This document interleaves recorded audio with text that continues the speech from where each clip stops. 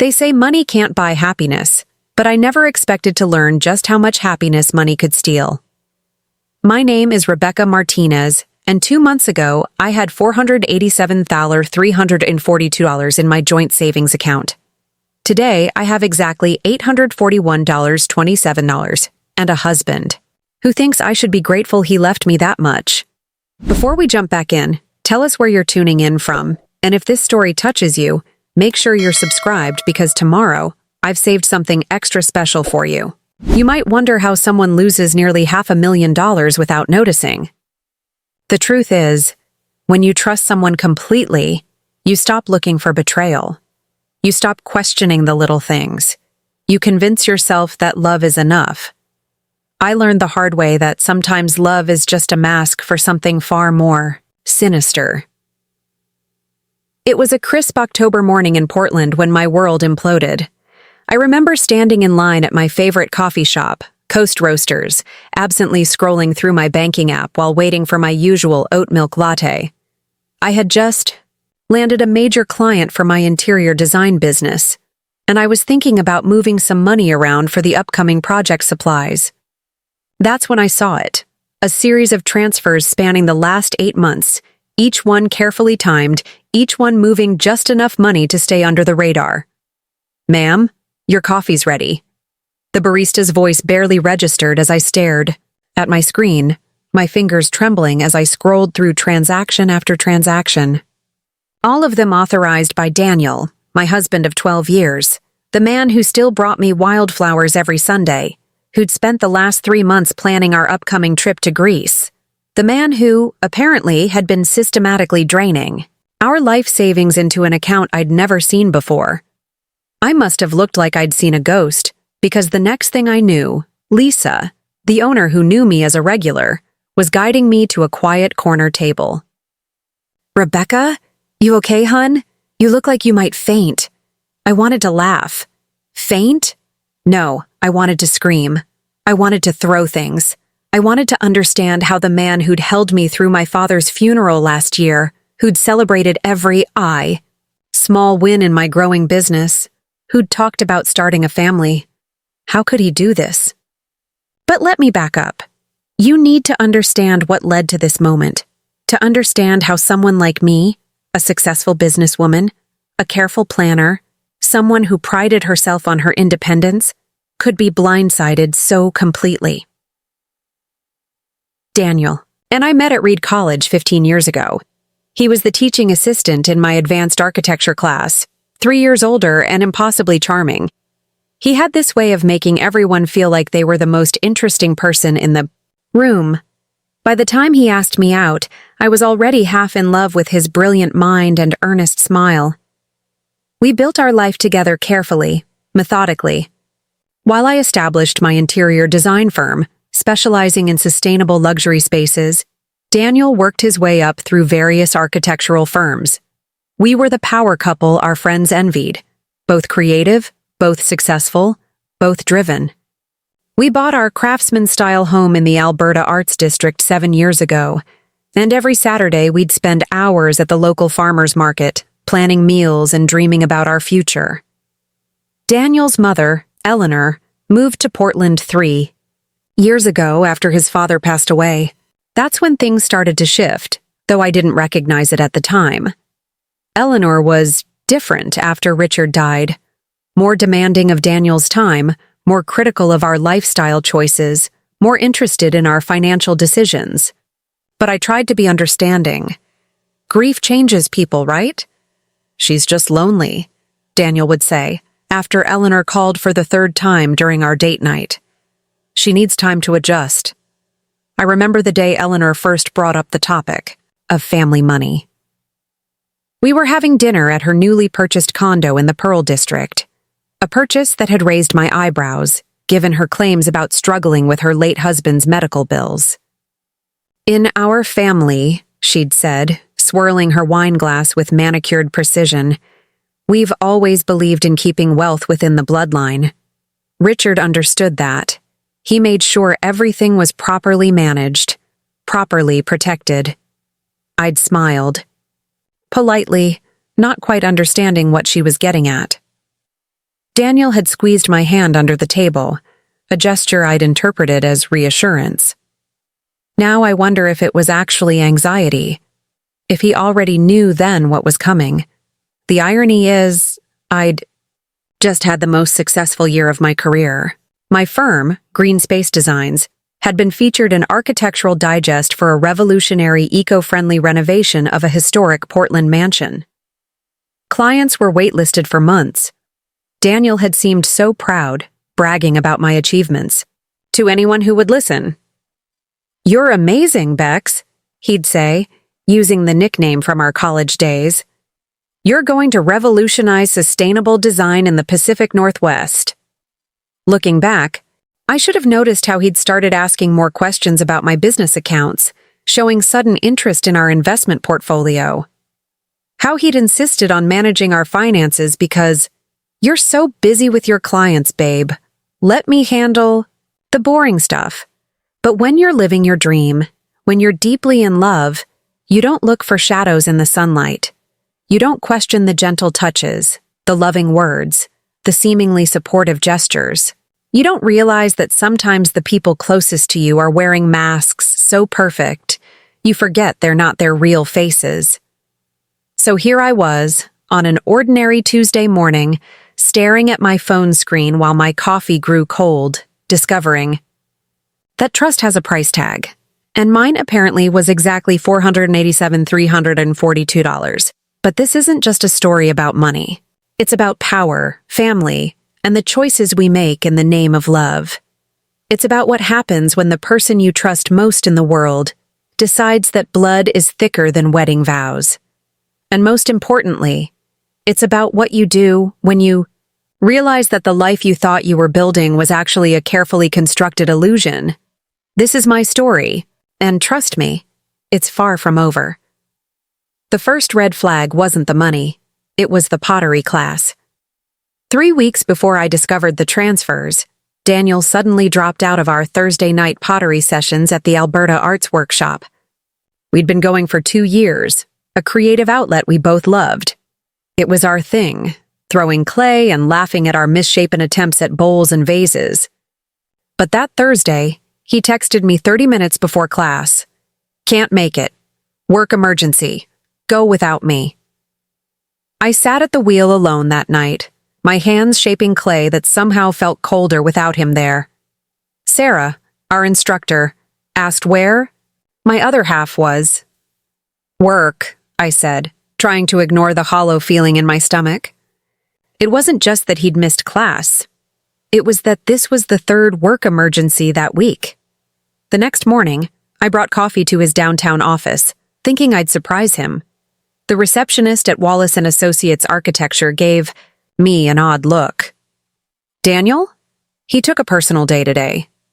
I stood there, premium roast dripping condensation onto my designer boots, feeling like I'd missed a step going downstairs. "Oh," I managed. "He must have forgotten to mention it. He's been taking a lot of those lately," she added, then immediately looked like she regretted saying anything. I walked back to my car in a daze, both coffees still in hand. Daniel had never been a good liar. It was one of the things I loved about him.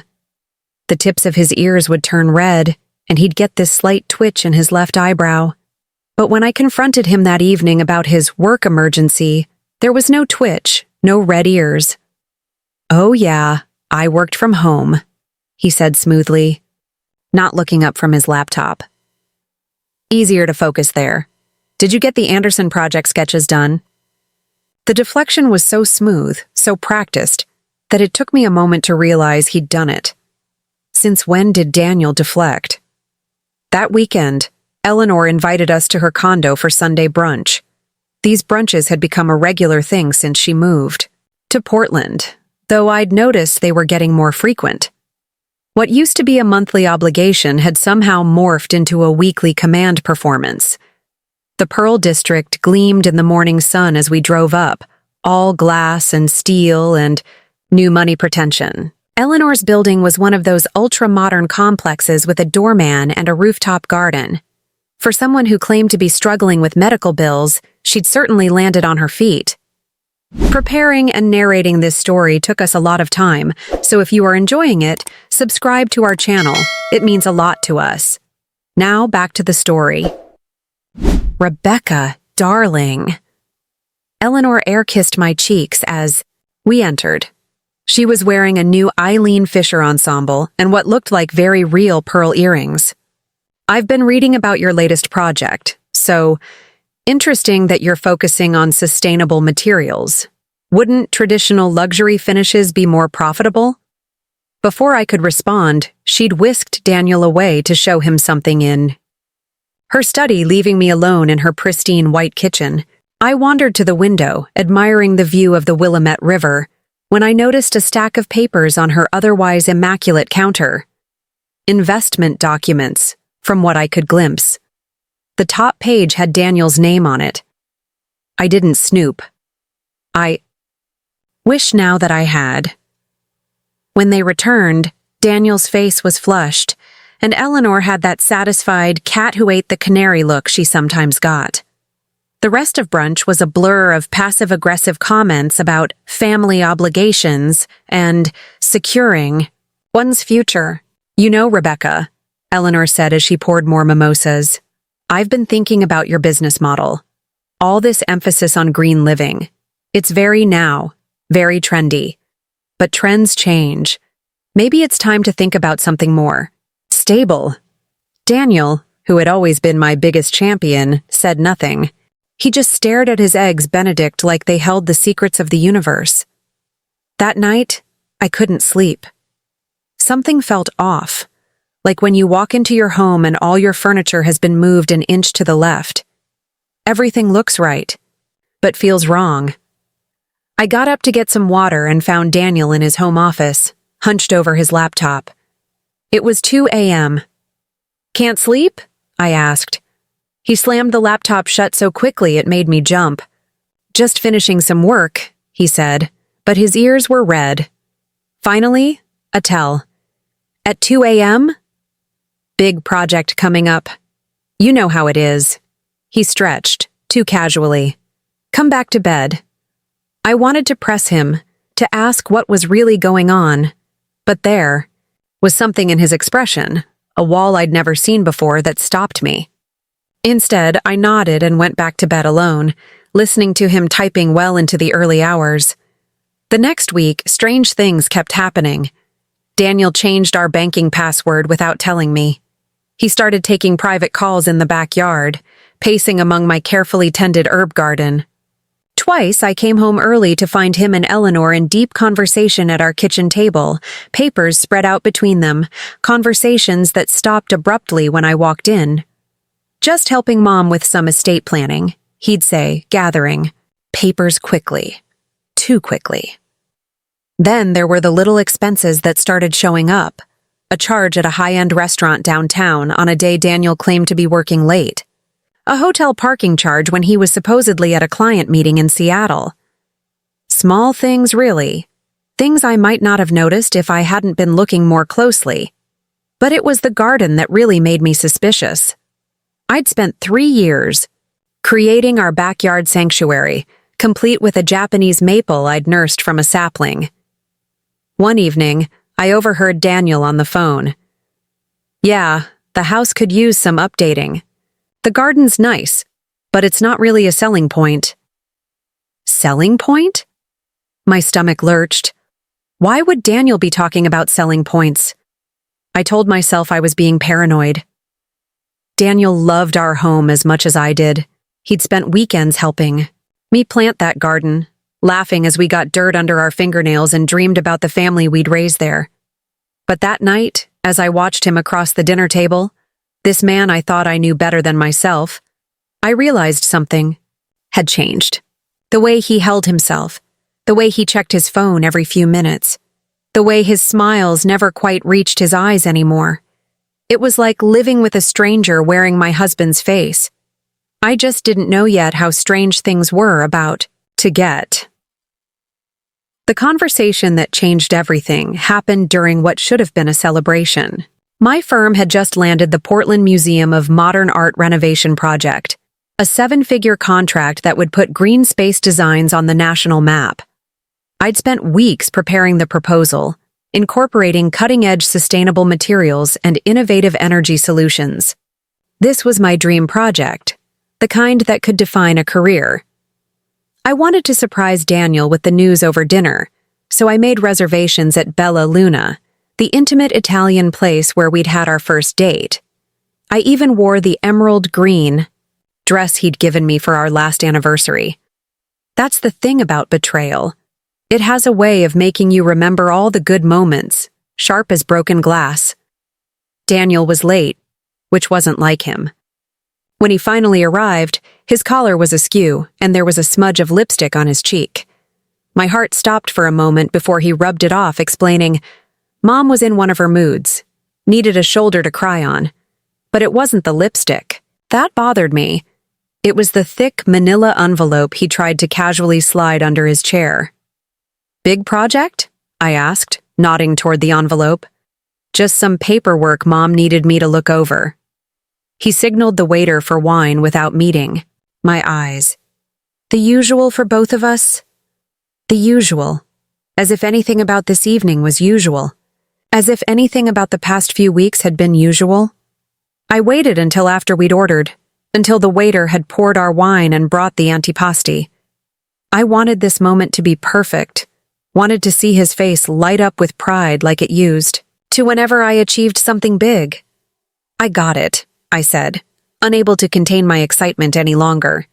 The museum contract, they chose my design. Daniel's reaction was strange. Instead of joy or congratulations, a flash of what looked like panic crossed his face. He recovered quickly, plastering on a smile that didn't reach his eyes. That's great, Bex. Really great. 7 figures, I added, watching him carefully. Plus a percentage of the energy savings once the renovations are complete. This could take the firm to a whole new level. He took a long drink of wine, then another. About that, he said finally. I've been meaning to talk to you about the firm. Something in his tone made my stomach clench. What about it? Mom thinks. I've been thinking. He paused, fiddling with his napkin. Maybe it's time to consider a different direction. Something more stable. The same word Eleanor had used at brunch. Stable. The firm is stable, I said, my voice sharper than I intended. We've been growing steadily for 5 years. This contract proves it. But it's so risky, Bex. All this focus on experimental materials, sustainable design. Mom says, I cut him off. Since when does Eleanor have any say in my business decisions? The waiter arrived with our risotto, but I barely noticed. Daniel was still talking, words tumbling out like he'd rehearsed them.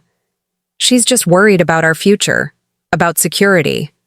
These big projects, they require huge upfront costs. The liability alone. He reached for the envelope under his chair. I've been looking at some numbers. What numbers? He pulled out a stack of papers, financial projections, risk assessments, liability scenarios, all carefully prepared, all painting my firm in the worst possible light. Where did you get these? Mom has a friend in risk management. He helped. Analyze. Stop saying Mom. My voice carried across the restaurant, making nearby diners turn. I lowered it to a harsh whisper. This is my business, Daniel. Mine. Not Eleanor's, not her friend's, and not yours. But we're married, he said, as if that explained everything. What's yours is mine. What's mine is yours. That's how family works. There was something in the way he said family that made my skin crawl.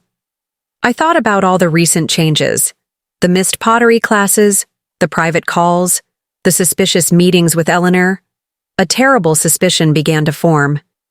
Daniel, I said carefully, what have you done? He wouldn't look at me. Instead, he pulled out more papers from the envelope. It's not what I've done. It's what we need to do. for security, for family. The papers were transfer forms, documents for shifting, business assets, power of attorney requests. You want me to sign over control of my firm? Not control exactly, just oversight. Mom has connections. She can help streamline things, make them more efficient, more stable. Stable, I repeated. The word tasted bitter. Like Eleanor's condo? The one she bought right after claiming she was struggling with medical bills? Daniel's face changed. The mask of concern slipped, revealing something harder underneath. You don't understand. Family has to stick together. We have to protect our own. I thought I was your family. You are, he said quickly, too quickly. But Mom, she needs this, Bex. After Dad died, the insurance wasn't enough. She has a plan to rebuild the family wealth, but she needs our help. Just temporary control of some assets. The pieces started falling into place. Eleanor's sudden interest in my business model, the mysterious investment documents I'd glimpsed, Daniel's late-night computer sessions. How long? I asked. How long have you been planning this?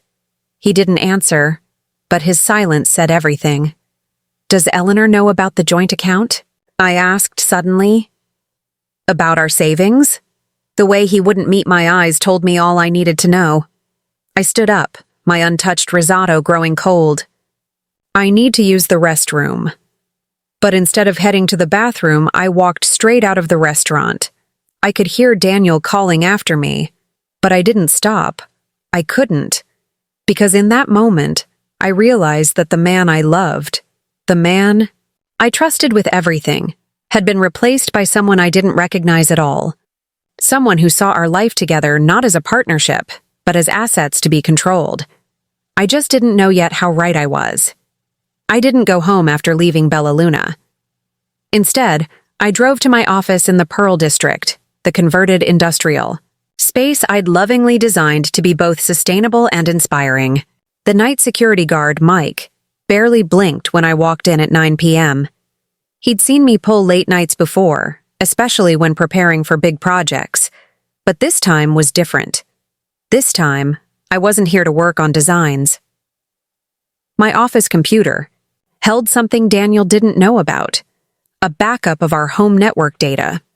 I'd set it up last year after a ransomware scare at a colleague's firm. Every email, every document, every digital footprint from our home devices was automatically archived here. As I logged in, my hands trembling slightly, I thought about Daniel's words at dinner. Just temporary control of some assets.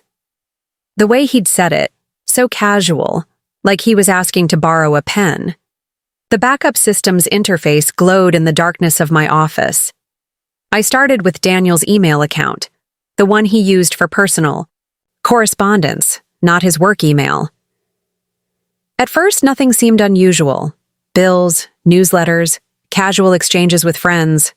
But then I noticed something odd about his trash folder. It was empty. Completely empty. Daniel never emptied his trash. It was one of those small things that used to drive me crazy. He'd let emails pile up until his storage was full, then panic when important messages bounced. I switched to checking his browser history. Again, spotlessly clean. Too clean. Looking for something specific? I jumped. Mike was standing in my doorway, holding a cup of coffee. He'd worked security here for 3 years, and we'd developed a friendly rapport during my late nights at the office. Actually, yes, I said slowly. Mike, you used to work in digital forensics, right? Before retiring? He nodded, stepping into the office. 20 years with the Portland PD's cyber unit. Old habits die hard. I still keep up with the latest recovery techniques. Never know when they might come in handy. I hesitated for a moment, then made a decision. How good are you at recovering deleted emails? Mike's expression didn't change, but his eyes sharpened. He set down his coffee. Good enough to know that someone trying to hide something usually leaves traces. Mind if I take a look? For the next hour, Mike worked his magic while I paced the office. His fingers flew over the keyboard, diving into digital spaces I didn't even know existed. Bingo, he said finally. Your husband's been using a secure email client, something called Proton Mail. It's encrypted, but he accessed it from your home network. The backup caught the access logs, even though we can't see the actual emails. He pulled up a screen showing login times and IP addresses. Look at this pattern. Late-night logins, always when you'd likely be asleep. And these IP addresses? Some are from your home network, but others... The Pearl District, I finished, recognizing the area code. Eleanor's condo. There's more, Mike said, clicking through screens. Someone's been researching offshore accounts, Singapore specifically. They used a private browser, but the DNS queries still got logged. My stomach churned. Singapore? Popular choice for hiding assets. Strong privacy laws, stable banking system. Mike glanced at me. You might want to check your joint accounts, Ms. Martinez. I already had my phone out, pulling up the banking app. Everything looked normal at first glance, but something made me dig deeper. Under authorized users, there was a new name added 2 weeks ago. Eleanor Winters. Mike, I said, my voice surprisingly steady. Can you check if there have been any large file transfers from our home network? Documents, spreadsheets, anything like that? More typing, more screens flashing past. Multiple PDF transfers to an external drive. Based on the file sizes and names, looks like financial documents. Account statements, property deeds. He paused. And something called Green Space Design's business plan, my business plan. The complete roadmap of my company's strategy, financials, and client list. I'd worked on it for months, storing it on my home office computer. When were these copied? Last. Thursday, between 2 and 4 a.m. The night I'd found Daniel in his office. The night he'd slammed his laptop shut when I walked in. One more thing, Mike said, pulling up another screen. Someone's been accessing real estate websites, specifically looking at property values in your neighborhood, and there's a saved search for Singapore luxury condos. The pieces were falling into place, forming a picture I didn't want to see. This wasn't just about transferring our savings. This was about something bigger, something more calculated. I thanked Mike and gathered my things, my mind racing. As I headed for the door, he called after me. Ms. Martinez? I took the liberty of making copies of everything we found tonight. Digital breadcrumbs have a way of disappearing when people realize they've been discovered.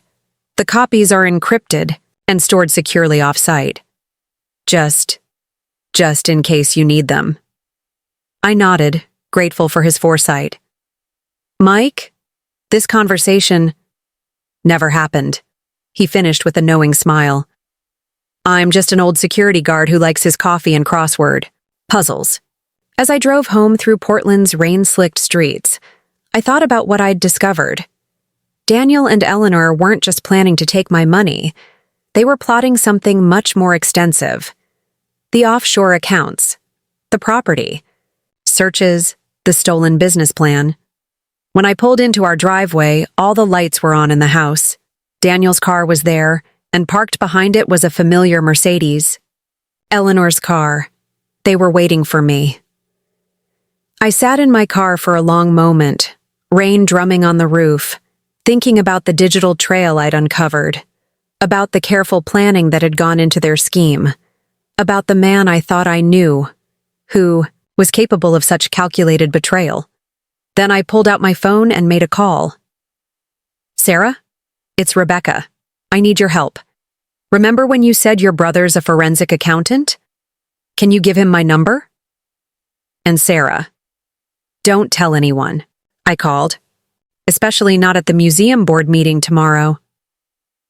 I ended the call and stared at the house. My house that I'd filled with dreams and love and trust. Inside, my husband and his mother were waiting, probably rehearsing their explanations, their justifications. Let them wait, because while they thought they were setting a trap, they didn't realize I'd just discovered their digital footprints. And sometimes, the deadliest predators are the ones that know how to follow tracks in the dark. I didn't go inside right away. Instead, I called Sarah's brother James from my car. He answered on the second ring, his voice crisp and professional despite the late hour. "Mrs. Martinez? Sarah told me to expect your call. She mentioned it's urgent? How fast can you trace international wire transfers? Depends. Recent ones, with the right account numbers? Pretty quickly. Give me something to work with." I read him. The account numbers from my banking app, including the routing numbers for the suspicious transactions I'd spotted. The rain intensified as I waited, drumming against the roof like impatient fingers. "Mrs. Martinez?" James's voice had changed. "Are you somewhere safe?" "I'm outside my house." "Why?" "Because I'm looking at transfers totaling over $2 million. Not just your savings. There are business loans taken out in Greenspace Design's name. Multiple properties being liquidated through a shell company in Singapore. And..." He paused. "There's something else. Your name is on documents authorizing all of it." My blood ran cold. "That's impossible. I never signed anything." "According to these records, you did. 3 weeks ago, you gave power of attorney to Eleanor Winters for all your personal and business assets." The world tilted sideways. 3 weeks ago? I was in Vancouver for a sustainable design conference. I'd called Daniel every night, missing him, telling him about my presentations. "The notary's stamp," James said, "is from Portland. Specifically from a notary named Patricia Chen in the Pearl District, the same building as Eleanor's condo." "One more thing," James added. "These transfers, they're timed. Everything's set to move at midnight tonight. Once it hits those Singapore accounts, it's gone." I finished. My phone showed 10:47 p.m. "I can try to stop it, but I need authorization from all parties involved. Without that..." "Thank you, James." My voice sounded distant, even to myself. "I'll call you back." I sat there for a moment, letting the fury build. They hadn't just stolen my money. They'd stolen my identity, my business, my entire life. And they'd done it while I was away, missing my husband, trusting him to handle things at home. The front door opened. Daniel stood there, backlit by the warm light of our foyer. "Bex, come inside, you're getting soaked." I realized. I'd been so angry I hadn't noticed getting out of the car, hadn't felt the rain drenching my emerald dress as I stood in our driveway. "Is she out there?" Eleanor's voice floated from inside. "Really, Daniel, go get her before the neighbors start talking." I walked past Daniel into the house. Eleanor sat in my favorite reading chair, a glass of my best red wine in her hand. Spread across the coffee table were documents, dozens of them.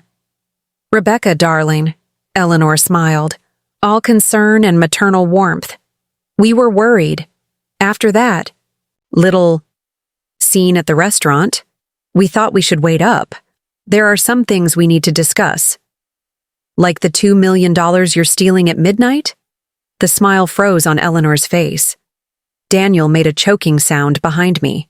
"Or maybe we should discuss Patricia Chen, the notary in your building who helped forge my signature while I was in Vancouver." "Bex," Daniel started, "it's not what you think." "Really?" I pulled out my phone, started playing a recording. Daniel's voice filled the room. "Yes, the house could use some updating. The garden's nice, but it's not really a selling point." Another clip. "Mom has connections. She can help streamline things, make them more efficient." I'd had my phone recording since I got out of the car. "Did you really think I wouldn't find out?" I asked, my voice deadly calm. "The offshore accounts? The forged documents? The loans taken out in my company's name?" Eleanor set down her wine glass. The maternal mask slipped, revealing something, cold and calculating beneath. "You should be thanking us," she said. "We're saving you from yourself." All that ridiculous sustainable design nonsense, throwing away good money on green projects. We're protecting the family fortune. "What family fortune?" I laughed, harsh and bitter. "The one you lost gambling in Macau after Richard died?" Daniel? Gasped. Eleanor's face went white. Oh yes, I know about that too. Mike's digital forensics found some very interesting emails about your casino debts. Is that why you really moved to Portland? Running from loan sharks? Eleanor stood up, her composure cracking. You had no right? No right? Like you had no right to forge my signature? To steal my business? To plan to sell my home? I turned to Daniel, who looked like he might be sick. Did you know about the gambling debts when you helped her set this up? Or were you just following orders like a good son? She said it was temporary, he stammered. Just until she could get back on her feet. By stealing everything I've worked for? It's not stealing when it's family, Eleanor snapped. Daniel knows where his loyalty lies. Yes, I said softly. He certainly does. I pulled out another phone, my old one, which I'd grabbed from my office, pressed play on the speaker. Eleanor's voice filled the room. Once the transfers go through at midnight, we'll have 48 hours to clear out. The Singapore accounts are untraceable. She'll never find us, darling. You and I can finally start. Fresh, just like we planned. Daniel went pale. Mom? What is she talking about? Eleanor's face contorted. Don't be naive, Daniel. Did you really think we'd keep you around after? You're too weak, too sentimental. You'd crack under pressure. Try to make amends. No, once the money was secure, you'd have woken up to find us gone, just like dear Rebecca was supposed to. The look on Daniel's face, betrayal, shock, horror, would have been satisfying if it wasn't so pathetic. It's 11:15, I said calmly. James Parker from the Financial Crimes Unit has all the documentation. In about 30 seconds, the police will arrive. I called them before coming inside. So you have a choice. You can try to run, or you can start talking. As if on cue, red and blue lights began flashing outside. Eleanor made a break for the back door, but I'd already texted Mike. 2 officers emerged from the shadows of my beloved garden, flashlights blazing. Daniel just stood there, looking lost. Bex, I'm so sorry. Save it. I cut him off. You can explain it to the judge. As the police led them away, I stood in my living room surrounded by the evidence of their betrayal. Documents, files, forged signatures, the paper trail of their elaborate scheme. Outside, the rain had stopped. My phone buzzed. A text from James. Transfers blocked. Accounts frozen. You're safe. I sank into my chair, not Eleanor's chair, mine, and finally let myself feel it all. The rage, the pain, the grief. And, underneath it all, a steely determination. They thought they could take everything from me. Instead, they lost everything themselves. I picked up Eleanor's abandoned wine glass, still half full of my best Cabernet, raised it in a silent toast to the empty room, to new beginnings, and to the sweet taste of justice served cold. The first, 24 hours after their arrest passed in a blur of police statements, lawyer consultations, and endless cups of coffee. Detective Sandra Chen, no relation to the corrupt notary, she assured me with a grim smile, took my statement 3 separate times, recording every detail about the elaborate scheme. But it wasn't until the next evening, when the house was finally empty of police and I was alone with the silence, that reality truly hit me. I wandered from room to room, seeing everything with new eyes. The framed photos on the walls felt like exhibits in a museum of lies. There was our wedding photo. Daniel's smile now seemed rehearsed, practiced. A snapshot from our trip to Bali last year. Had he been planning this even then? Planning to destroy everything we'd built? In his home office, the police had left their mark. Empty drawers hung open, his desk stripped bare of documents. But they'd missed something. Tucked behind the radiator, I found a small leather-bound notebook. Daniel's handwriting filled the pages, meticulous notes dating back 6 months. Mom needs 2.4 M to clear Macau debts. Timeline. Month 1 to 2, Build ours trust with small victories. Museum contract? Month 3, begin transfer preparations. Month 4, secure. Offshore accounts, month 5. Execute power of attorney months. Complete transfer and exit strategy. My hand shook as I read. This wasn't just betrayal. It was a military campaign, planned with cold precision. Each victory carefully orchestrated to blind me with success while they worked behind the scenes. The museum contract, my dream project. Had they somehow engineered that too? I grabbed my phone, called the museum's director. Rebecca, Maria answered, sounding concerned. I just heard about Daniel's arrest. Are you okay? The contract, I said without preamble. How did my firm get selected? A pause. What do you mean? Your proposal was brilliant. The board voted unanimously. Was Eleanor Winters involved? Did she contact anyone on the board? Eleanor? No, I've never heard that name. Rebecca, what's going on? I felt a weight lift. At least this was real. My work, my talent, my achievement, they hadn't taken that from me. But they'd taken so much else. I spent the night going through our financial records, uncovering the full extent of their plan. It wasn't just about stealing my money. They'd planned to destroy my reputation in the process. Once the transfers were complete, evidence would have surfaced suggesting I'd been embezzling from clients, laundering money through sustainable building projects. The scandal would have ruined me professionally, making it impossible to fight back. Around dawn, my doorbell rang. I opened it to find Mike, still in his security uniform after his night shift. Thought you could use this, he said, holding up a paper bag that smelled of fresh pastries. And this. He handed me a USB drive. Complete backup of everything we found. The police have their copies, but keep it safe.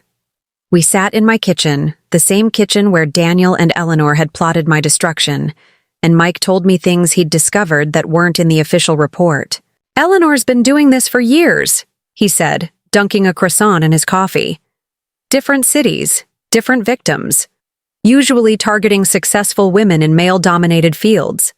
She finds a way in through their husbands or partners, plays on family loyalties. Classic long con. How did you find this out? Called some old colleagues in cybercrimes. Once they had her name, cases started matching up. Seattle 2019, Denver 2017, San Francisco 2015. Always the same pattern, but she never stuck around long enough to face charges. Mike nodded. Until she got greedy. Previous jobs were smaller, few $100,000 each. But you were the big score. Successful firm, liquid assets, strong reputation to destroy. Perfect target. I thought about Eleanor's designer clothes, her luxury condo, her practiced smile. How many other lives had she destroyed? How many other families had she torn apart? My phone buzzed, another text from James Parker.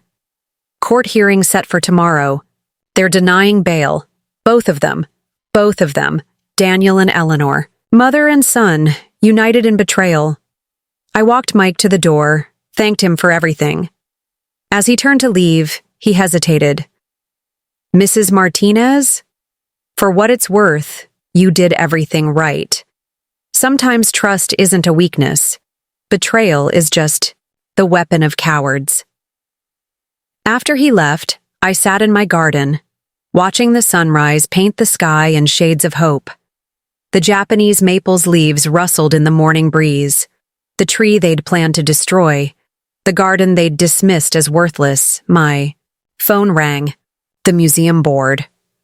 Rebecca? The news about Daniel? The board is concerned. I took a deep breath. This was it. The moment their plan would have counted on. The first domino of doubt. I understand, I said, my voice steady. When would you like me to present the updated project timeline and security measures to the board? A pause. You still want to proceed with the project? My firm's reputation is built on more than just my marriage, Maria. What Daniel did, that's his. Shame to carry, not mine. The museum deserves the best sustainable renovation possible, and that's exactly what I'm going to deliver. Another pause, then. The board meets at 2 p.m. Come show us what you've got. I ended the call and looked around my garden. They had tried to take everything. My money, my business, my reputation, my home. But sitting there, surrounded by the plants I'd nurtured, the dreams I'd built, I realized something important. They had failed. Because while they were plotting to steal my assets, they'd overlooked my greatest resource. Myself. My skills. My determination. My integrity. The very things that had built my success in the first place. I went inside and opened my laptop. I had a presentation to prepare, a business to rebuild, and a future to reclaim. Let them sit in their jail cells, plotting their excuses. I had work to do. Real work. Honest work. The kind that builds something lasting, something true. And this time, I'd build it on a foundation they could never touch. The unshakable bedrock of my own strength. The true scope of Daniel and Eleanor's betrayal emerged in layers like peeling back an onion made of poison. Each new discovery brought fresh pain, fresh realizations about how deep their deception had run. It started with a visit from Agent Monica Torres of the FBI's Financial Crimes Unit. She arrived at my office 3 days after the arrests, carrying a thick file and an expression that suggested she wasn't bringing good news. "Mrs. Martinez," she said, settling into a chair across from my desk, "we need to talk about your client trust accounts." My heart stopped. The client accounts were sacred. Advance payments for projects held in trust until work was completed. I checked those accounts religiously. "What about them?" She opened her file. "We found evidence that someone attempted to access them 2 days before the arrests. They didn't succeed, but the attempt originated from an IP address in your home office, Daniel. He'd tried to steal not just my money, but my client's fund. Until now." Mike nodded. "Until she got greedy. Previous jobs were smaller, few $100,000 each. But you were the big score. Successful firm, liquid assets, strong reputation to destroy. Perfect target." I thought about Eleanor's designer clothes, her luxury condo, her practiced smile. How many other lives had she destroyed? How many other families had she torn apart? My phone buzzed. Another text from James Parker. "Court hearing set for tomorrow. They're denying bail. Both of them. Daniel and Eleanor. Mother and son. United in betrayal." I walked Mike to the door, thanked him for everything. As he turned to leave, he hesitated. "Mrs. Martinez? For what it's worth, you did everything right. Sometimes trust isn't a weakness. Betrayal is just the weapon of cowards." After he left, I sat in my garden, watching the sunrise paint the sky in shades of hope. The Japanese maple's leaves rustled in the morning breeze. The tree they'd planned to destroy, the garden they'd dismissed as worthless. My phone rang. The museum board. "Rebecca? The news about Daniel. The board is concerned." I took a deep breath. This was it, the moment their plan would have counted on. The first domino of doubt. "I understand," I said, my voice steady. "When would you like me to present the updated project timeline and security measures to the board?" A pause. You still want to proceed with the project?" My firm's Mike nodded. "Until she got greedy. Previous jobs were smaller, few $100,000 each. But you were the big score. Successful firm, liquid assets, strong reputation. To destroy. Perfect target." I thought about Eleanor's designer clothes, her luxury condo, her practiced smile. How many other lives had she destroyed? How many other families had she torn apart? My phone buzzed. Another text from James Parker. "Court hearing set for tomorrow. They're denying bail. Both of them, Daniel and Eleanor, mother and son, united in betrayal. I walked Mike to the door, thanked him for everything. As he turned to leave, he hesitated. "Mrs. Martinez? For what it's worth, you did everything right. Sometimes trust isn't a weakness. Betrayal is just the weapon of cowards." After he left, I sat in my garden, watching the sunrise paint the sky in shades of hope. The Japanese maple's leaves rustled in the morning breeze. The tree they'd planned to destroy, the garden they'd dismissed as worthless. My phone rang. The museum board. "Rebecca? The news about Daniel. The board is concerned." I took a deep breath. This was it, the moment their plan would have counted on. The first domino of doubt. "I understand," I said, my voice steady. "When would you like me to present the updated project timeline and security measures to the board?" A pause. You still want to proceed with the project? My firm's reputation is built on more than just my marriage, Maria. What Daniel did, that's his. Shame to carry, not mine. The museum deserves the best sustainable renovation possible, and that's exactly what I'm going to deliver. Another pause, then. "The board meets at 2 p.m. Come show us what you've got." I ended the call and looked around my garden. They had tried to take everything. My money, my business, my reputation, my home. But sitting there, surrounded by the plants I'd nurtured, the dreams I'd built, I realized something important. They had failed. Because while they were plotting to steal my assets, they'd overlooked my greatest resource. Myself. My skills. My determination. My integrity. The very things that had built my success in the first place. I went inside and opened my laptop. I had a presentation to prepare, a business to rebuild, and a future to reclaim. Let them sit in their jail cells, plotting their excuses. I had work to do. Real work. Honest work. The kind that builds something lasting, something true. And this time, I'd build it on a foundation they could never touch, the unshakable bedrock of my own strength. The true scope of Daniel and Eleanor's betrayal emerged in layers like peeling back an onion made of poison. Each new discovery brought fresh pain, fresh realizations about how deep their deception had run. It started with a visit from Agent Monica Torres of the FBI's Financial Crimes Unit. She arrived at my office 3 days after the arrests, carrying a thick file and an expression that suggested she wasn't bringing good news. "Mrs. Martinez," she said, settling into a chair across from my desk, "we need to talk about your client trust accounts." My heart stopped. The client accounts were sacred, advance payments for projects, held in trust until work was completed. I checked those accounts religiously. What about them? She opened her file. "We found evidence that someone attempted to access them 2 days before the arrests. They didn't succeed, but the attempt originated from an IP address in your home office, Daniel. He'd tried to steal not just my money, but my client's funds as well. The violation felt worse somehow, knowing he'd attempted to destroy not just me, but the trust my clients had placed in my firm." "There's more," Agent Torres continued. "We've been tracking Eleanor Winter's movements over the past year. She's been remarkably busy." She pulled out a series of photographs. "Do you recognize any of these women?" I looked at the photos.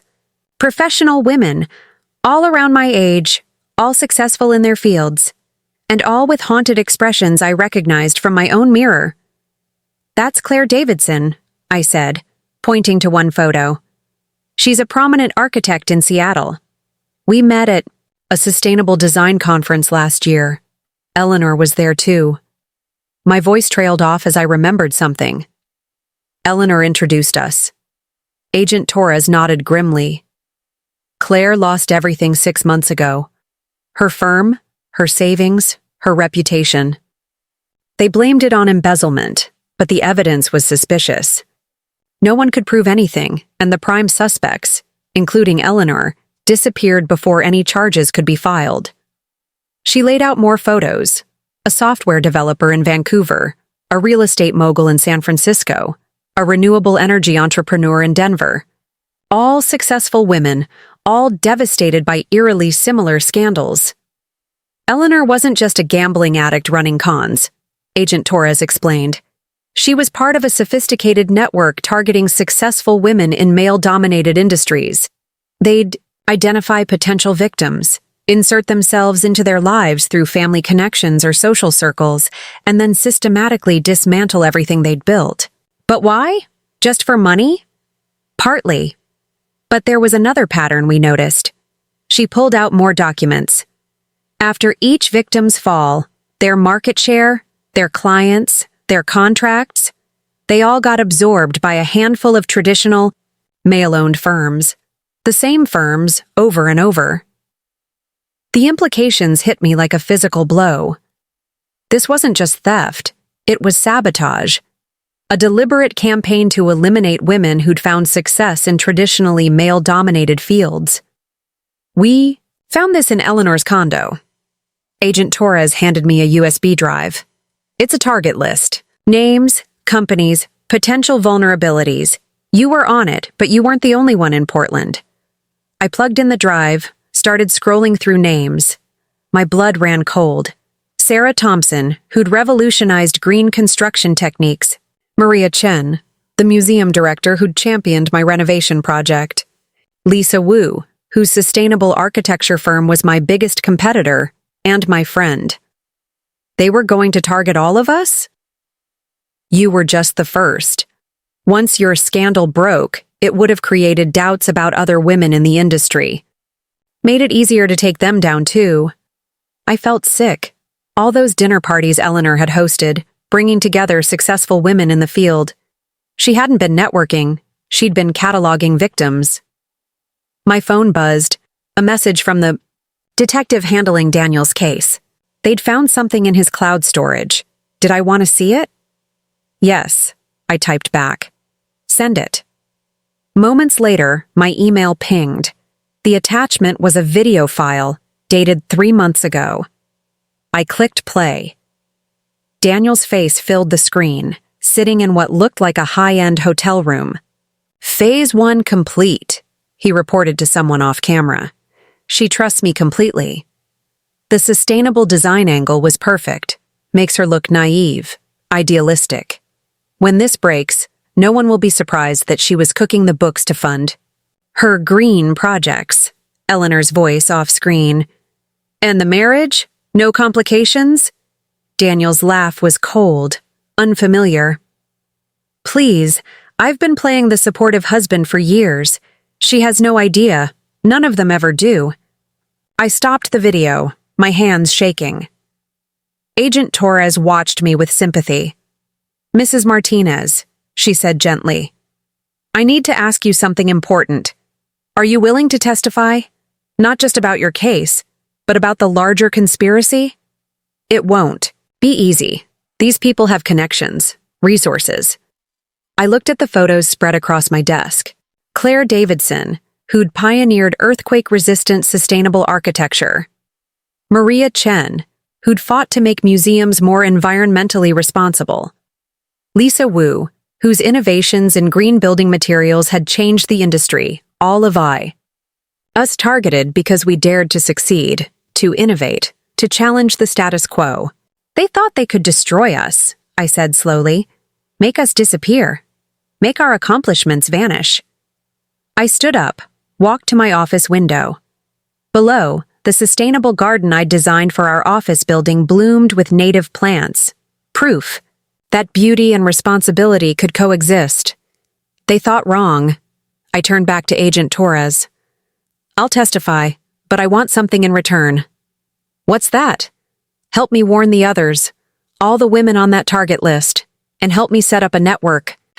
Legal resources, financial protection, security measures, no more isolated victims. From now on, we protect our own. Agent Torres smiled.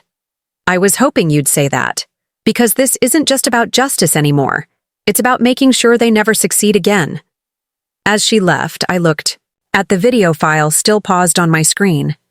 Daniel's smirking face, so confident in his deception, I deleted it.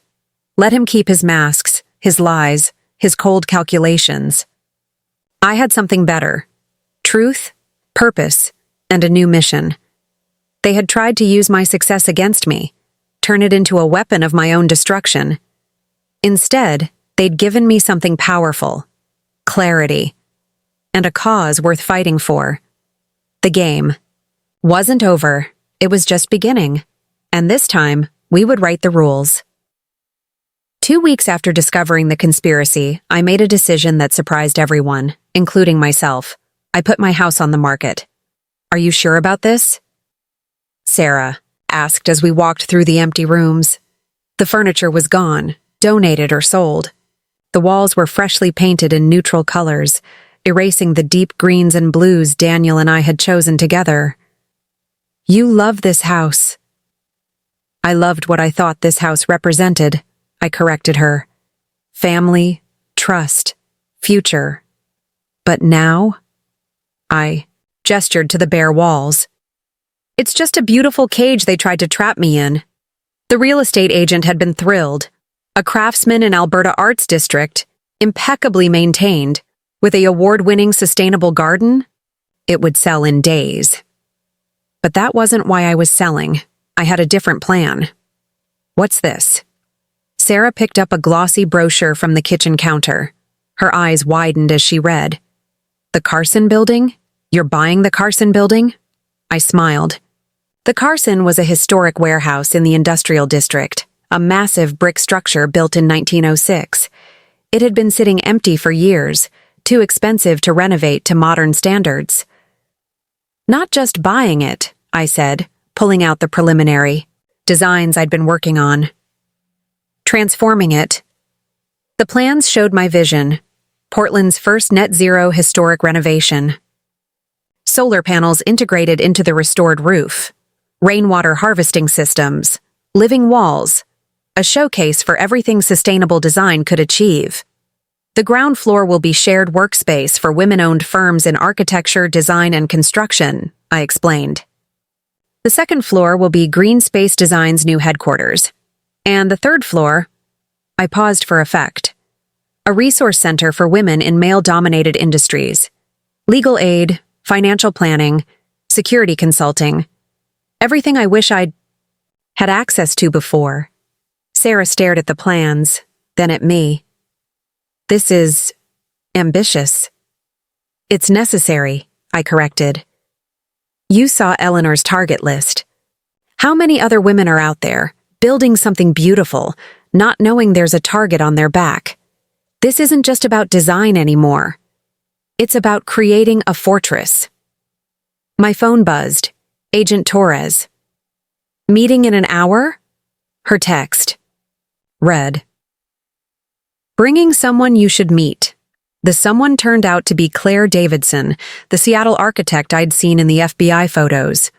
In person, she looked different from her haunted photo. Stronger. Angrier. I hear you're buying the Carson, she said without preamble as we sat in my temporary office. Need a partner? I blinked. You want to partner on the renovation? I want to help build something they can't tear down. She pulled out her own set of plans. I've been developing new security protocols for architectural firms, not just IT security, physical design elements that make fraud and theft harder to execute. The Carson would be perfect for implementing them. Agent Torres smiled. Claire's not the only one interested. That list you proposed, the support network for potential victims, women are coming out of the woodwork. Lawyers, security experts, financial advisors, all of them either victims themselves or committed to preventing more casualties. My phone buzzed again. A news alert. Breaking. Major construction firms under investigation for conspiracy against women-owned businesses. It's starting, Agent Torres said with satisfaction. The dominoes are falling. Those firms that absorbed the victims' market share? They're being raided as we speak. Turns out Eleanor kept very detailed records of who paid her to target specific women. Claire's smile was fierce. They thought they could bury us. Instead, they gave us common cause. I looked at my plans for the Carson, then at Claire's security designs. How quickly can you relocate to Portland? My Seattle office is already packed, but... She hesitated. The Carson renovation will be expensive. Even with your house sale, I can help with that, a new voice said. We all turned. Lisa Wu stood in the doorway, elegant as always in her architect's blacks. Sorry, your temporary office isn't very secure. Easy to slip in. She walked over, examining the Carson plans. Impressive. But Claire's right. You'll need capital. Lisa. She held up a hand. My firm's sustainability fund has $10 million earmarked for innovative green projects. The Carson qualifies. And unlike certain other investment opportunities, her smile was razor sharp. This one actually helps protect women in the industry instead of destroying them. I looked around the room, at Claire with her security innovations, at Lisa with her resources, at Agent Torres with her evidence of a crumbling conspiracy. Women coming together, turning defense into offense. The Carson was just the beginning, I said slowly. What if we created a template, a model that could be replicated in other cities? Claire nodded eagerly. Seattle has at least 3 suitable historic buildings. San Francisco has 5, Lisa added. A network of fortresses, Agent Torres mused. Physical spaces that double as support networks. Interesting. My phone buzzed one more time. An email from my real estate agent. An offer on the house, well, above asking price. Sold to a woman-owned development company, the agent noted.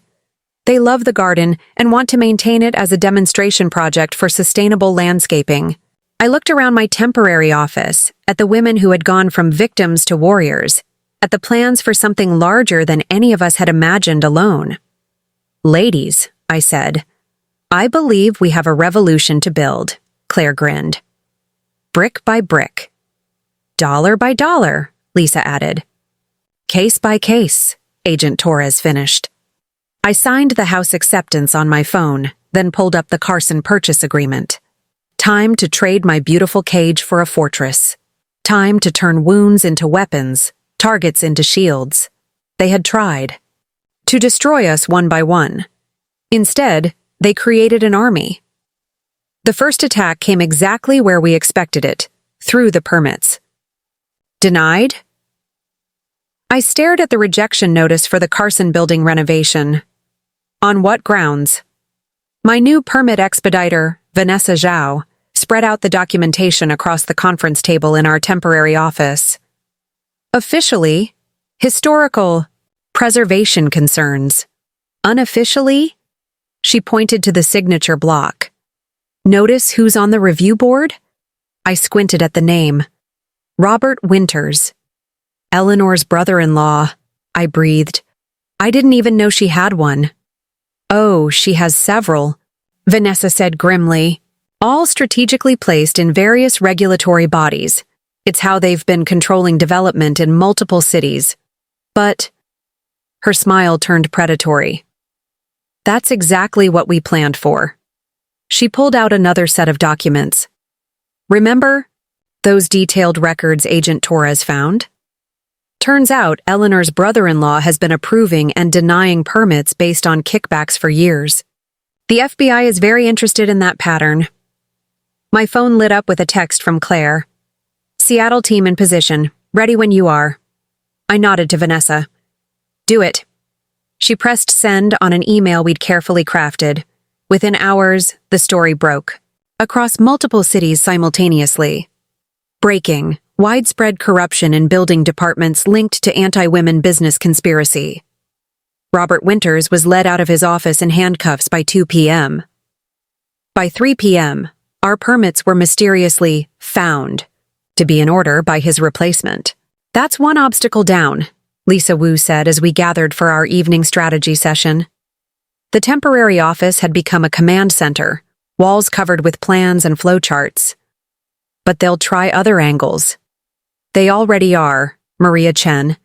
the museum director added. She'd become a key ally after discovering she was on Eleanor's target list. I've been hearing whispers. Some of our biggest contractors are threatening to blacklist anyone who works with women-owned firms. Let them, Claire said firmly. She pulled up a presentation on the large screen. While they're playing old boys' club games, we've been building something new. The screen showed a network map, dozens of small and medium-sized contractors, suppliers, and skilled trades across the Pacific Northwest, all women-owned or actively committed to supporting women in construction. We don't need the dinosaurs, Claire continued. We've built our own ecosystem. Lisa nodded approvingly. And with the sustainability angle, we're tapping into funding streams they can't touch. Green building initiatives, environmental grants. Plus, Vanessa added with a grin, their illegal blacklisting attempts are providing excellent evidence for our antitrust lawsuit. I sat back, watching these brilliant women strategize. Each brought unique skills to the fight. Claire's security expertise, Lisa's financial acumen, Vanessa's regulatory knowledge, Maria's community connections. My phone buzzed, a secure message from Agent Torres. You need to see this. Coming over. She arrived 20 minutes later with a thick file. Remember how we found Eleanor's target list? Turns out there was another list. Women they'd already approached, trying to recruit them to help take down their colleagues. She spread out photos and documents. Successful women who'd been offered a choice, help destroy others or be destroyed themselves. Some had refused and been ruined. Others, these 5 agreed to help. Agent Torres pointed to specific photos. But they've been collecting evidence the whole time. They're ready to turn state's witness. That's good, right? Maria asked. Very good. But it also means we need to move faster. Once they testify, the remaining conspirators will get desperate. If on cue, my laptop pinged with an email alert. The subject line made my blood run cold. Missing your husband? The email contained a video. Daniel, in his jail cell, looking directly at the camera. Bex. His voice was soft, reasonable. The voice that had convinced me to trust him for so many years. It doesn't have to be like this. You're angry. I understand. But think about what you're doing. All these attacks on respected firms, this crusade, it's not you. Come talk to me. We can work something out. Classic Daniel, trying to make me doubt myself. But he'd miscalculated. I forwarded the email to Agent Torres. Add witness tampering to his charges. Already done, she smiled. And that, respected firms comment, very helpful for establishing the conspiracy links. Claire was watching me carefully. You okay? I considered the question. Was I okay? My husband was in jail. My life had been upended, and powerful people wanted to destroy everything I was building. But I wasn't alone anymore. The very weapons they'd tried to use against us, isolation, doubt, fear, had become the foundation of our strength. Every attack just proved how much they feared what we were creating. I'm better than okay, I said finally. I'm building something they can't touch. Lisa raised an eyebrow. The Carson? More than that. A new way of doing business. A system where women protect each other instead of being forced to compete. Where success isn't a target on your back, but a shield for others. I stood up, walked to the windows overlooking Portland's industrial district. The Carson's brick bulk loomed against the sunset, waiting to be transformed. They thought they could stop us by attacking one at a time. Instead, they created an army. Every woman they targeted, every career they tried to destroy, every life they tried to ruin. We're all connected now, and we're not just fighting back. I turned to face the room full of warriors disguised as businesswomen. We're changing the game. Later that night, alone in my temporary apartment, I looked at Daniel's paused video one more time. The man I'd loved, who'd turned out to be a weapon aimed at my heart. I deleted the email. Let him try to manipulate me. Let them all try their Old tactics. We weren't playing their game anymore. We were building our own. The courthouse steps were crowded with reporters when I arrived for the first day of trial. Mrs. Martinez, any comment on the allegations that this is a vendetta against successful male-owned businesses? I walked past them head high, flanked by our legal team. We'd chosen our lawyers carefully, not the usual corporate firms, but hungry young prosecutors who'd left prestigious positions to fight discrimination. Leading them was Jin Park, who'd quit a partner-track position after discovering her own firm's involvement in covering up harassment cases. "Ready?" Jin whispered as we entered the courtroom. I nodded, then froze. Sitting in the gallery was someone I hadn't expected to see, my former mother-in-law from my first marriage, Catherine Walsh. "What is she doing here?" I hissed to Jin. "Supporting." "You," Jin smiled. "Remember those records Agent Torres found? Turns out Eleanor tried to recruit Catherine 3 years ago. Wanted her to help set you up back then. Catherine recorded everything." I stared at Catherine, who gave me a small nod. We hadn't spoken since my divorce from her son Michael 10 years ago. I'd always thought she blamed me for the marriage failing. Now I wondered what else I'd misunderstood. The bailiff called the court to order. Daniel and Eleanor were let in, both in expensive suits that couldn't quite hide the toll of jail time. Eleanor's carefully maintained facade had cracked. Her roots were showing, her makeup less perfect, but her eyes were still calculating, still cold. The prosecution's opening statement was devastating. Jin laid out not just the attempt to steal my assets, but the entire pattern of targeting successful women. As she spoke, more people slipped into the gallery, faces I recognized from Eleanor's target list, from news stories about ruined careers. Then came the first surprise witness. The prosecution calls Patricia Chen. The corrupt notary who'd forged my signature walked in, already wearing prison orange from her earlier guilty plea. "Ms. Chen," Jin began, "please tell the court about your first meeting with Eleanor Winters." Patricia's testimony was like a bomb going off in slow motion. She revealed a network of corrupt officials, each positioned to help destroy women who wouldn't play along with the traditional power structure. Building inspectors who'd find violations in women-owned businesses, but ignore them in male-owned firms. Bank officers who'd flag women's loans for extra scrutiny. Permit officials who'd create endless delays. But the real shock came when she described their ultimate goal.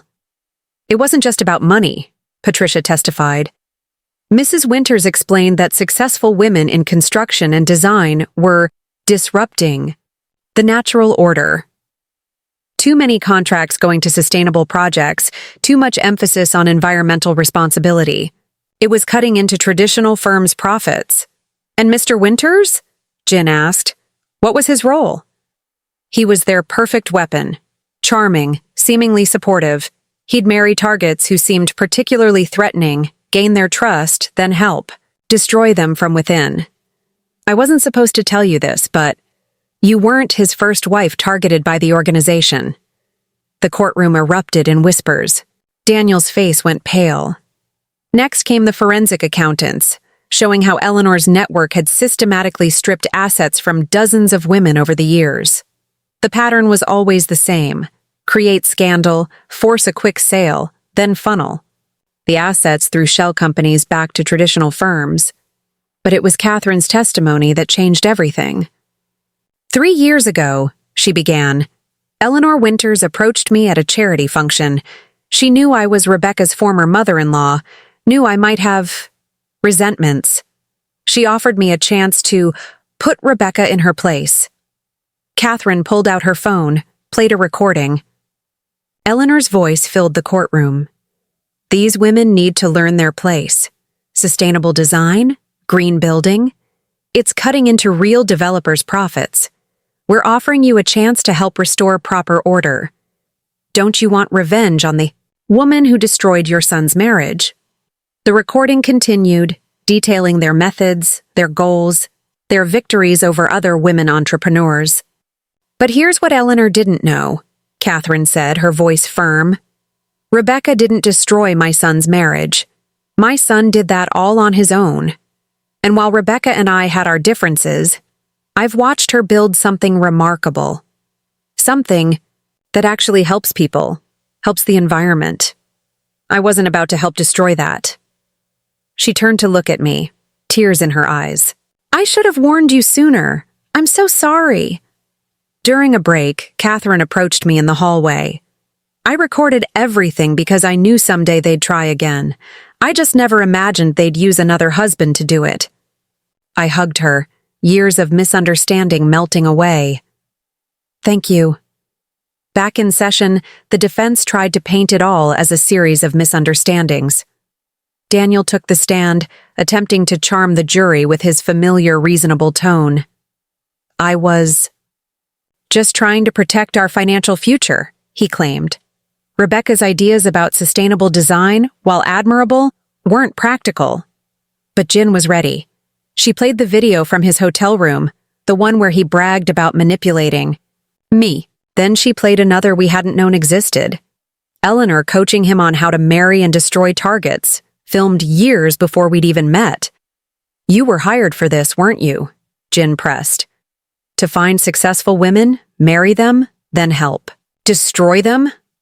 Daniel's mask finally cracked. They needed to be stopped. These women with their green initiatives, their sustainable designs. They're destroying traditional businesses. Someone had to protect the natural order. The jury took less than 2 hours to reach a verdict, guilty on all counts. But the real victory wasn't the verdict. It was watching the gallery as it was announced, dozens of women, all standing together, all supporting each other. Former competitors now allies, former victims now warriors. Outside the courthouse, reporters shoved microphones in my face. Again, this time I stopped. You want a statement? Here it is. They thought they could stop us by attacking us one by one. Instead, they created an army. The Carson building is just the beginning. We're building a new order, one that values sustainability, cooperation, and true innovation. And this time, we're doing it together. As I walked away, my phone buzzed with messages from women across the country, each ready to join the fight, each ready to help build something new. They had tried to destroy us. Instead, they made us unstoppable. 6 months after the trial, I stood on the rooftop garden of the completed Carson building, watching the sunset paint Portland's skyline in shades of gold. Below me, the building hummed with activity, quite literally, as the innovative geothermal system Claire had designed kept the historic structure at perfect temperature using a fraction of traditional energy. Final numbers are in, Lisa Wu said, joining me at the railing. The Carson's energy consumption is 82% below standard. We're not just net zero. We're actually feeding power back into the grid. I smiled, remembering Eleanor's dismissal of sustainable design as impractical. The Carson had become a testament to exactly the opposite, proof that innovation and responsibility could also mean profitability. How's the waiting list? I asked, though I already knew the answer. 3 years out for office space. The shared workspace for women-owned firms is oversubscribed. And the resource center? Lisa grinned. We need to expand already. The resource center had become something none of us expected. Not just a support system for women in male-dominated industries, but an incubator for revolution. Women who'd been targeted by Eleanor's network were now mentoring the next generation, teaching them to recognize and counter the old boys club tactics. My phone buzzed with a news alert. Breaking. Major construction firms agree to historic settlement in some discrimination case. $14 billion, Lisa noted with satisfaction. Plus mandatory oversight and diversity requirements. The dinosaurs are finally accepting extinction. But money wasn't the real victory. The settlement included something more valuable: access to records showing how the old power structure had maintained its control for decades. Every corrupt permit official, every biased loan officer, every rigged contract, all exposed. Ms. Martinez? A young woman approached, tablet in hand. The Seattle team is ready for their update. I nodded, following her to our state-of-the-art conference room. The wall screen showed familiar faces. Claire Davidson and her team, standing in front of Seattle's own transformed historic building. Like the Carson, it combined sustainable design with security features and support systems for women entrepreneurs. Vancouver. Breaks ground next week, Claire reported. San Francisco's permits just cleared, and look who just joined our advisory board. The camera panned to show Catherine Walsh, my former mother-in-law, now a fierce advocate for women in development. After her testimony helped bring down Eleanor's network, she'd dedicated herself to identifying and preventing similar schemes. "How's our special project?" I asked. Claire's smile turned fierce. "The algorithm's working perfectly. It flags suspicious patterns, sudden permit problems, coordinated negative press, mysterious financial issues. 3 attempts to target women-owned. Firms identified and stopped this month alone. They're still trying," Catherine added. "But now we can see them coming." A knock at the conference room door. Agent Torres looking pleased. "Just got word," she announced as I muted the call. Daniel's attempt to appeal his sentence was denied. "And Eleanor's starting to talk. Seems she doesn't like prison food." "More conspirators?" "Better. She's giving up their overseas accounts. Apparently, they stashed billions from their successes in various tax havens. The recovery team wants to know. Any suggestions for how to use those funds?" I shared a look with Lisa. We'd been preparing for this. "Actually," Lisa said, pulling up a presentation. "We have some ideas about sustainable development grants, specifically targeting women and minority-owned firms in green construction." "Poetic justice," Agent Torres nodded. "Using their hidden money to fund exactly the kind of innovation they tried to stop." My phone buzzed again. A message from Maria Chen at the museum. The sustainable renovation project that Daniel and Eleanor had tried to use against me was now complete, ahead of schedule and under budget. The building's energy costs had dropped by 70%. "They never understood," I mused, looking around at what we'd built. They saw women supporting each other as a threat to the natural order. They never imagined we could create a new order entirely. The Carson solar panels caught the last rays of sunset, gleaming like signals to other women ready to break free from the old constraints. In offices throughout the building, women who might once have been victims were now architects of change, building sustainable futures on their own terms. "Oh," Agent Torres added, "one more thing. Remember those corrupt officials Eleanor exposed? Turns out some of their positions are now open. The Oversight Committee is very interested in candidates with experience in identifying and preventing discrimination in the industry." I smiled, thinking of all the brilliant women I'd met in the past 6 months. Women who'd faced destruction and emerged stronger. Women who knew exactly how to spot and stop the old games. I might know a few people. Later that night, I stood in my new home. Not a house this time, but a loft in the Carson itself. The walls were lined with plans for future projects, each designed to push the boundaries of what sustainable development could achieve. On my desk sat a frame containing a single key. The key to my old house, where Daniel and Eleanor had plotted my destruction. I kept it as a reminder, not of betrayal, but of transformation. They had tried to use my trust as a weapon against me. Instead, they taught me to trust in something stronger, the power of women supporting women, of innovation defeating tradition, of light exposing darkness. The Carson's lights shimmered against Portland's night sky, a beacon for others, seeking to break free from old constraints. In Seattle, Vancouver, San Francisco, and beyond, similar lights were shining, creating a constellation of change. They had tried to destroy us one by one, We had become an unstoppable force, rising together. And we were just getting started. Up next, you've got 2 more standout stories right on your screen. If this one hits the mark, you won't want to pass these up. Just click and check them out. And don't forget to subscribe and turn on the notification bell so you don't miss any upload from us.